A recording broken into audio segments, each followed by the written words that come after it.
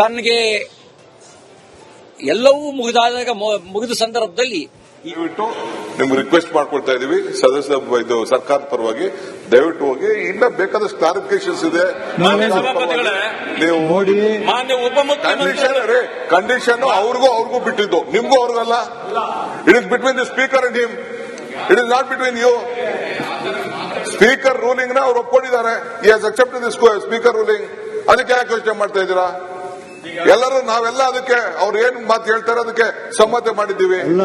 Speaker ಮಾತುಗಳು ಮಾಡಿದ್ರೆ ನಿಮ್ಗೆ ಇಲ್ಲ ತಡಿಲೇಬೇಕು ಅಂದ್ರೆ ಇದು ನಿಮ್ಮ ಹಕ್ಕು.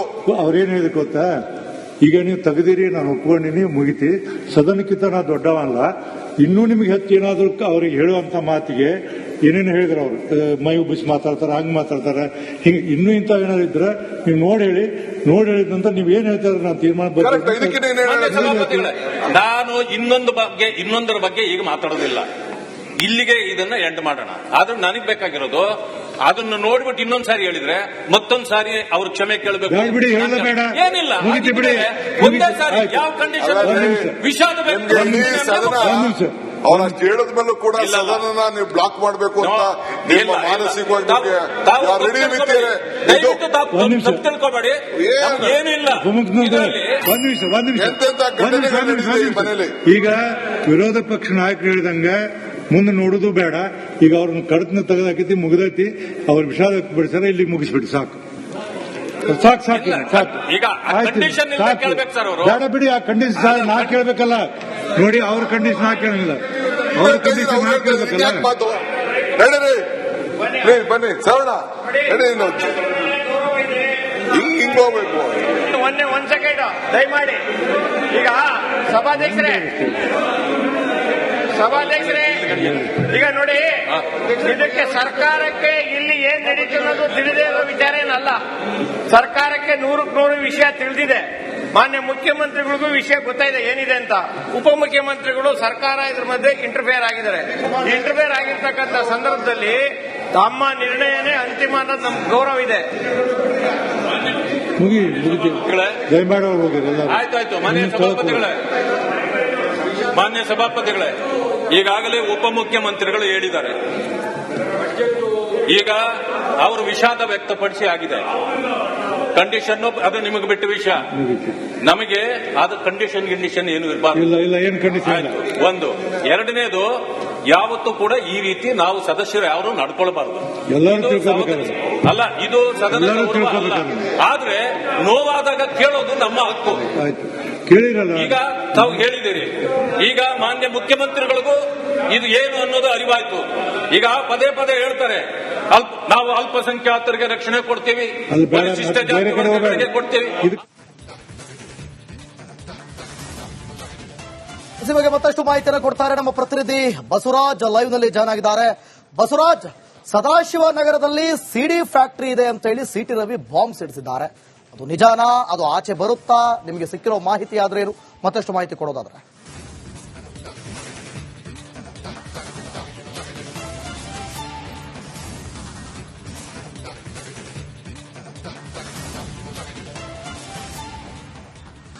ದಿವಿತ್, ಬಹಳ ಪ್ರಮುಖವಾಗಿ ರಾಜ್ಯ ರಾಜಕೀಯದಲ್ಲಿ ಹನಿ ಟ್ರ್ಯಾಪ್ ಮತ್ತು ಸಿಡಿ ವಿಚಾರವಾಗಿ ಬಹಳ ಚರ್ಚೆ ಆಗ್ತಾ ಇರತಕ್ಕಂಥದ್ದು. ನಿನ್ನೆಯಿಂದನೂ ಕೂಡ ಸದನದಲ್ಲಿ ಇದೇ ವಿಚಾರ ಚರ್ಚೆ ಆಗ್ತಾ ಇರತಕ್ಕಂಥದ್ದು. ಅಂದ್ರೆ ಉಭಯ ಸದನದಲ್ಲಿ ಪ್ರಮುಖವಾಗಿ ಸಚಿವರ ಹನಿ ಟ್ರ್ಯಾಪ್ ಮಾಡುವಂತ ಪ್ರಯತ್ನ ಮಾಡಲಾಗಿದೆ ಅನ್ನುವಂತ ಗಂಭೀರವಾದಂತಹ ಆರೋಪಗಳನ್ನ ಬಿಜೆಪಿ ನಾಯಕರು ಮಾಡಿದ್ದಾರೆ. ಅದನ್ನ ಸ್ವತಃ ಅಂತ ಮಾತ್ರ ಹೇಳ್ತಾ ಇದ್ರೆ, ಇನ್ನೊಂದು ಕಡೆ ಬಿಜೆಪಿ ಅವರು ಸಿಬಿಐ ತನಿಖೆ ಕೊಡ್ಲಿ ಅನ್ನುವಂಥದ್ದು. ಇನ್ನುಳಿದಂತೆ ಒಂದಷ್ಟು ಬಿಜೆಪಿ ನಾಯಕರು ಈ ಒಂದು ಪ್ರಕರಣದ ವಿಚಾರವಾಗಿ ವ್ಯಾಖ್ಯಾನಗಳನ್ನ ಮಾಡ್ತಾ ಇದ್ದಾರೆ.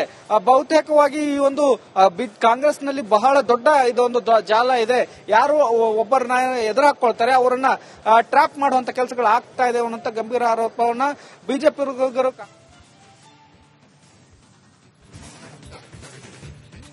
ಹೇಗಿದ್ದಾರೆ ನಾಗೇಂದ್ರ ಅವರು ನಮ್ಮ ಜೊತೆಗಿದ್ದಾರೆ. ಈ ವಿಚಾರಕ್ಕೆ ಸಂಬಂಧಪಟ್ಟಂಗೆ ಅವ್ರ ರಿಯಾಕ್ಷನ್ ತಗೊಂಡು ಸರ್, ಕೋಲಾಹಲ ಎಬ್ಸಿದೆ ಹನಿ ಟ್ರ್ಯಾಪ್ ವಿಚಾರ, ಏನ್ ಹೇಳ್ತೀರಿ? ಈಗಾಗಲೇ ಕೂಡ ರಾಜ್ಯದಲ್ಲಿ ನಿನ್ನೆಯಿಂದ ಕೂಡ ಮಾಧ್ಯಮದೆಲ್ಲ ಬರ್ತಾ ಇದೆ. ಈಗ ಗೃಹ ಮಂತ್ರಿಗಳು ಅದಕ್ಕೆ ಏನು ಡಿಸಿಷನ್ ತಗೊಂತಾರೆ, ಅದಕ್ಕೆ ಸಮರ್ಥರಿದ್ದಾರೆ.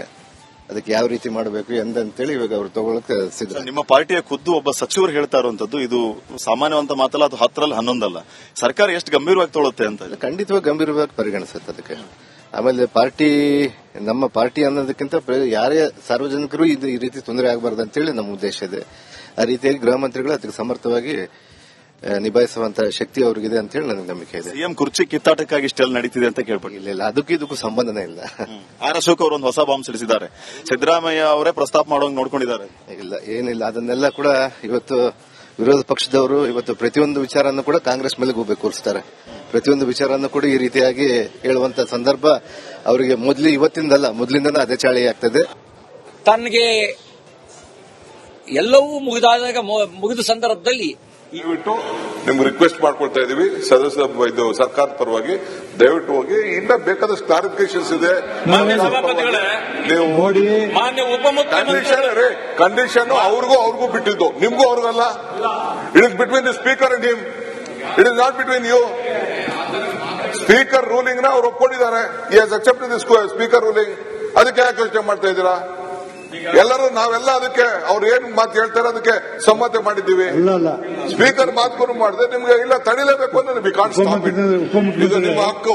ಅವ್ರೇನ್ ಹೇಳಿದ ಗೊತ್ತಾ, ಈಗ ನೀವು ತೆಗೆದಿರಿ, ನಾನು ಒಪ್ಕೊಂಡಿನಿ, ಮುಗಿತಿ, ಸದನಕ್ಕಿಂತ ನಾ ದೊಡ್ಡವಲ್ಲ, ಇನ್ನೂ ನಿಮ್ಗೆ ಹೆಚ್ಚು ಏನಾದ್ರು ಅವ್ರಿಗೆ ಹೇಳುವಂತ ಮಾತಿಗೆ ಏನೇನು ಹೇಳಿದ್ರು ಅವರು, ಮೈ ಉಬ್ಬಿಸಿ ಮಾತಾಡ್ತಾರೆ, ಹಂಗ್ ಮಾತಾಡ್ತಾರೆ, ಹಿಂಗೆ ಇನ್ನೂ ಇಂತ ಏನಾದ್ರು ಇದ್ರೆ ನೀವು ನೋಡಿ ಹೇಳಿದ ನಂತರ ನೀವ್ ಏನ್ ಹೇಳ್ತಾರೆ ನಾನು ತೀರ್ಮಾನ.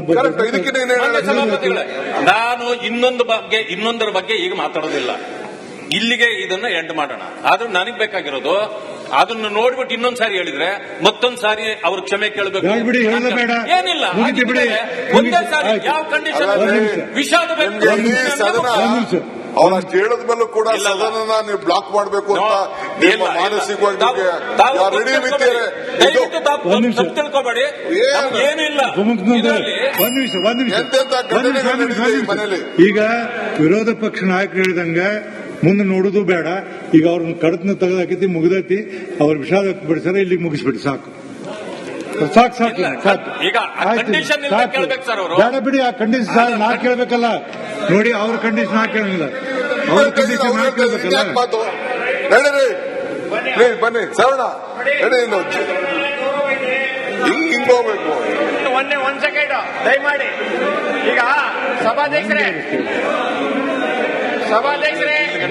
ಈಗ ನೋಡಿ, ಇದಕ್ಕೆ ಸರ್ಕಾರಕ್ಕೆ ಇಲ್ಲಿ ಏನ್ ನಡೀತು ಅನ್ನೋದು ತಿಳಿದೇ ಇರೋ ವಿಚಾರ ಏನಲ್ಲ. ಸರ್ಕಾರಕ್ಕೆ 100% ವಿಷಯ ತಿಳಿದಿದೆ. ಮಾನ್ಯ ಮುಖ್ಯಮಂತ್ರಿಗಳಿಗೂ ವಿಷಯ ಗೊತ್ತಾಯಿದೆ ಏನಿದೆ ಅಂತ. ಉಪಮುಖ್ಯಮಂತ್ರಿಗಳು ಸರ್ಕಾರ ಇದ್ರ ಮಧ್ಯೆ ಇಂಟರ್ಫಿಯರ್ ಆಗಿದ್ದಾರೆ. ಇಂಟರ್ಫಿಯರ್ ಆಗಿರ್ತಕ್ಕಂಥ ಸಂದರ್ಭದಲ್ಲಿ ತಮ್ಮ ನಿರ್ಣಯನೇ ಅಂತಿಮ ಅನ್ನೋದು ನಮ್ಗೆ ಗೌರವ ಇದೆ. ಆಯ್ತಾಯ್ತು. ಮಾನ್ಯ ಸಭಾಪತಿಗಳೇ, ಈಗಾಗಲೇ ಉಪಮುಖ್ಯಮಂತ್ರಿಗಳು ಹೇಳಿದ್ದಾರೆ. ಈಗ ಅವರು ವಿಷಾದ ವ್ಯಕ್ತಪಡಿಸಿ ಆಗಿದೆ. ಕಂಡೀಷನ್ ಅದು ನಿಮಗೆ ಬಿಟ್ಟ ವಿಷಯ. ನಮಗೆ ಆದ ಕಂಡೀಷನ್ ಏನು ಇರಬಾರ್ದು. ಒಂದು. ಎರಡನೇದು, ಯಾವತ್ತೂ ಕೂಡ ಈ ರೀತಿ ನಾವು ಸದಸ್ಯರು ಯಾರು ನಡ್ಕೊಳ್ಬಾರ್ದು. ಅಲ್ಲ, ಇದು ಸದನ ಆದ್ರೆ ನೋವಾದಾಗ ಕೇಳೋದು ನಮ್ಮ ಹಕ್ಕು. ಈಗ ತಾವು ಹೇಳಿದಿರಿ. ಈಗ ಮಾನ್ಯ ಮುಖ್ಯಮಂತ್ರಿಗಳಿಗೂ ಇದು ಏನು ಅನ್ನೋದು ಅರಿವಾಯ್ತು. ಈಗ ಪದೇ ಪದೇ ಹೇಳ್ತಾರೆ, ನಾವು ಅಲ್ಪಸಂಖ್ಯಾತರಿಗೆ ರಕ್ಷಣೆ ಕೊಡ್ತೀವಿ, ಪರಿಶಿಷ್ಟ ಜಾತಿಗೆ ಕೊಡ್ತೀವಿ. ಈ ಬಗ್ಗೆ ಮತ್ತಷ್ಟು ಮಾಹಿತಿಯನ್ನು ಕೊಡ್ತಾರೆ ನಮ್ಮ ಪ್ರತಿನಿಧಿ ಬಸವರಾಜ್. ಲೈವ್ ನಲ್ಲಿ ಜಾಯ್ನ್ ಆಗಿದ್ದಾರೆ. ಬಸವರಾಜ್, ಸದಾಶಿವನಗರದಲ್ಲಿ ಸಿಡಿ ಫ್ಯಾಕ್ಟರಿ ಇದೆ ಅಂತ ಹೇಳಿ ಸಿಟಿ ರವಿ ಬಾಂಬ್ ಸಿಡಿಸಿದ್ದಾರೆ. ಅದು ನಿಜಾನಾ? ಅದು ಆಚೆ ಬರುತ್ತಾ? ನಿಮಗೆ ಸಿಕ್ಕಿರೋ ಮಾಹಿತಿ ಆದ್ರೆ ಏನು? ಮತ್ತಷ್ಟು ಮಾಹಿತಿ ಕೊಡೋದಾದ್ರೆ.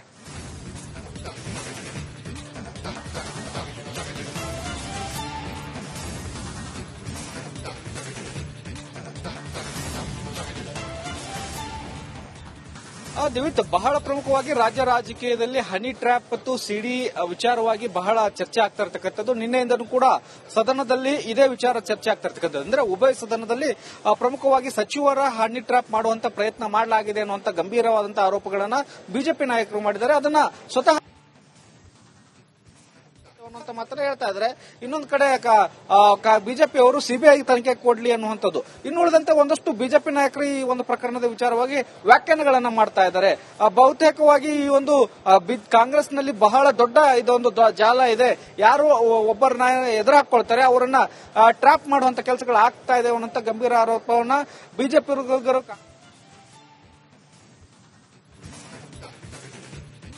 ಸರ್ ಹೇಗಿದ್ದೀರಿ? ನಾಗೇಂದ್ರ ಅವರು ನಮ್ಮ ಜೊತೆಗಿದ್ದಾರೆ. ಈ ವಿಚಾರಕ್ಕೆ ಸಂಬಂಧಪಟ್ಟಂಗೆ ಅವ್ರ ರಿಯಾಕ್ಷನ್ ತಗೊಳ್ಳೋಣ. ಸರ್, ಕೋಲಾಹಲ ಎಬ್ಸಿದೆ ಹನಿ ಟ್ರ್ಯಾಪ್ ವಿಚಾರ, ಏನ್ ಹೇಳ್ತೀರಿ? ಈಗಾಗಲೇ ಕೂಡ ರಾಜ್ಯದಲ್ಲಿ ನಿನ್ನೆಯಿಂದ ಕೂಡ ಮಾಧ್ಯಮದೆಲ್ಲ ಬರ್ತಾ ಇದೆ. ಈಗ ಗೃಹ ಮಂತ್ರಿಗಳು ಅದಕ್ಕೇನು ಡಿಸಿಷನ್ ತಗೊಂತಾರೆ ಅದಕ್ಕೆ ಸಮರ್ಥರಿದ್ದಾರೆ. ಅದಕ್ಕೆ ಯಾವ ರೀತಿ ಮಾಡಬೇಕು ಎಂದಂತೇಳಿ ಇವಾಗ ಅವ್ರು ತಗೊಳಕ್ಕೆ ಸಿದ್ಧ. ನಿಮ್ಮ ಪಾರ್ಟಿಯ ಖುದ್ದು ಒಬ್ಬ ಸಚಿವರು ಹೇಳ್ತಾ ಇರುವಂತದ್ದು ಇದು ಸಾಮಾನ್ಯವಂತ ಮಾತಲ್ಲ, ಅದು 10ರಲ್ಲಿ 11 ಸರ್ಕಾರ ಎಷ್ಟು ಗಂಭೀರವಾಗಿ ತೊಗೊಳುತ್ತೆ ಅಂತ. ಖಂಡಿತವಾಗಿ ಗಂಭೀರವಾಗಿ ಪರಿಗಣಿಸುತ್ತೆ ಅದಕ್ಕೆ. ಆಮೇಲೆ ಪಾರ್ಟಿ ನಮ್ಮ ಪಾರ್ಟಿ ಅನ್ನೋದಕ್ಕಿಂತ ಯಾರೇ ಸಾರ್ವಜನಿಕರು ಇದು ಈ ರೀತಿ ತೊಂದರೆ ಆಗಬಾರ್ದು ಅಂತೇಳಿ ನಮ್ಮ ಉದ್ದೇಶ ಇದೆ. ಆ ರೀತಿಯಾಗಿ ಗೃಹ ಮಂತ್ರಿಗಳು ಅದಕ್ಕೆ ಸಮರ್ಥವಾಗಿ ನಿಭಾಯಿಸುವಂತಹ ಶಕ್ತಿ ಅವ್ರಿಗಿದೆ ಅಂತ ಹೇಳಿ ನನಗೆ ನಂಬಿಕೆ ಇದೆ. ಸಿಎಂ ಕುರ್ಚಿ ಕಿತ್ತಾಟಕ್ಕಾಗಿ ಇಷ್ಟೆಲ್ಲ ನಡೀತಿದೆ ಅಂತ ಕೇಳ್ಬೋದು. ಇಲ್ಲ, ಅದಕ್ಕೂ ಇದಕ್ಕೂ ಸಂಬಂಧನೇ ಇಲ್ಲ. ಆರ್ ಅಶೋಕ್ ಅವರು ಒಂದು ಹೊಸ ಬಾಂಬ್ ಸಿಡಿಸಿದ್ದಾರೆ. ಸಿದ್ದರಾಮಯ್ಯ ಅವರೇ ಪ್ರಸ್ತಾಪ ಮಾಡೋಂಗ್ ನೋಡ್ಕೊಂಡಿದ್ದಾರೆ. ಇಲ್ಲ, ಏನಿಲ್ಲ. ಅದನ್ನೆಲ್ಲ ಕೂಡ ಇವತ್ತು ವಿರೋಧ ಪಕ್ಷದವರು ಇವತ್ತು ಪ್ರತಿಯೊಂದು ವಿಚಾರವನ್ನು ಕೂಡ ಕಾಂಗ್ರೆಸ್ ಮೇಲೆ ಗೂಬೆ ಕೂರಿಸ್ತಾರೆ. ಪ್ರತಿಯೊಂದು ವಿಚಾರವನ್ನು ಕೂಡ ಈ ರೀತಿಯಾಗಿ ಹೇಳುವಂತ ಸಂದರ್ಭ ಅವರಿಗೆ ಇವತ್ತಿಂದಲ್ಲ ಮೊದಲಿಂದನೂ ಅದೇ ಚಾಳಿ ಆಗ್ತದೆ.